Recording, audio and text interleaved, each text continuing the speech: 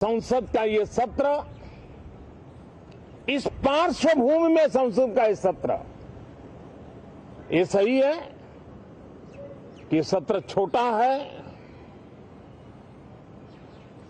लेकिन समय के हिसाब से ये बहुत बड़ा है। ऐतिहासिक निर्णयों का एक सत्र है। 5 दिनों के विशेष सत्र की शुरुआत से पहले प्रधानमंत्री मोदी ने कहा कि भले ही सत्र छोटा है, लेकिन ऐतिहासिक निर्णयों का सत्र है। एक ऐतिहासिक निर्णय तो दिख रहा है, संसद की कार्यवाही अब नए भवन में चलेगी। इसके अलावा और किन ऐतिहासिक फैसलों की तैयारी हो रही है? जिस मुकाम पर 75 साल की यात्रा की, वो अत्यंत प्रेरक पल, और अब नए स्थान पर उस यात्रा को आगे बढ़ाते समय नए संकल्प, नई ऊर्जा, नया विश्वास और समय सीमा में 2047 में इस देश को डेवलप कंट्री बना करके रहना है। महिला आरक्षण की मांग काफी दिनों से हो रही है। क्या इस विशेष सत्र में ऐतिहासिक निर्णयों में ये भी हो सकता है? प्रारंभ में महिलाओं की सदस्य संख्या कम थी, लेकिन धीरे धीरे माताओं बहनों ने भी इस सदन की गरिमा को बढ़ाया है।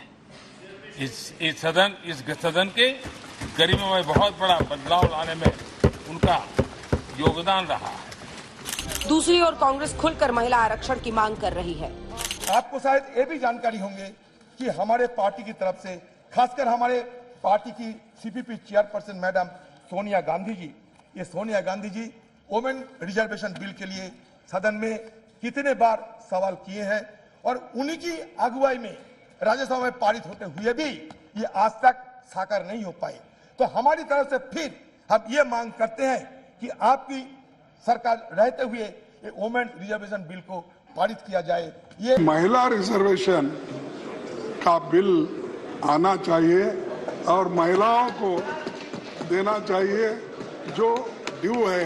नेहरू जी के प्रधानमंत्री काल में पहली लोकसभा में केवल वो भी 5% सांसद महिलाएं थी, लेकिन 70 साल के बाद भी आज 14, 15, 10 के अंदर ही है।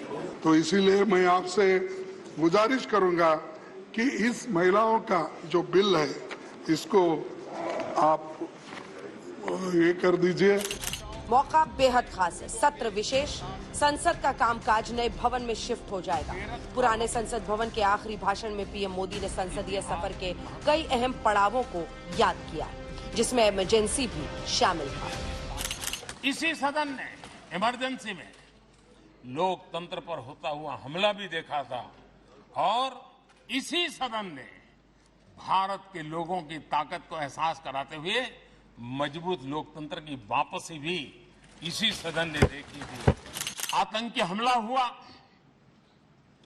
पूरे विश्व में यह आतंकी हमला एक इमारत पर नहीं था,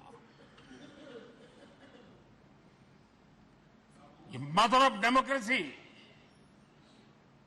एक प्रकार से हमारी जीवात्मा पर यह हमला था। दूसरी ओर विपक्ष ने सरकार को घेरा और प्रधानमंत्री मोदी पर भी वार किया। सर, हमें application of article 370 and flight of Kashmir, ये मुद्दे को भी हमें आलोचना जरूर की थी। कश्मीर हमारा अंग है। सर, आज भी देखिए कश्मीर में हमारे फौजों को जान गंवाने पड़ती। इसमें तो ये साबित होते हैं उस दिन हमारी तरफ से जो शंका जाहिर किए थे वो शंका सही है। सर, आज मैं ये चाहता हूं कि हमारे सदन के अंदर हमारे जो रणकुबड़े जो फौजों ने वहां जान गंवा रहे हैं उसके लिए कम से कम हम थोड़ा सा मौन व्रत करते थे। अटल जी ने अपने कार्यकाल में 21 बार बयान दिया 6 साल में। डॉक्टर मनमोहन सिंह जी ने 30 बार बयान दिया।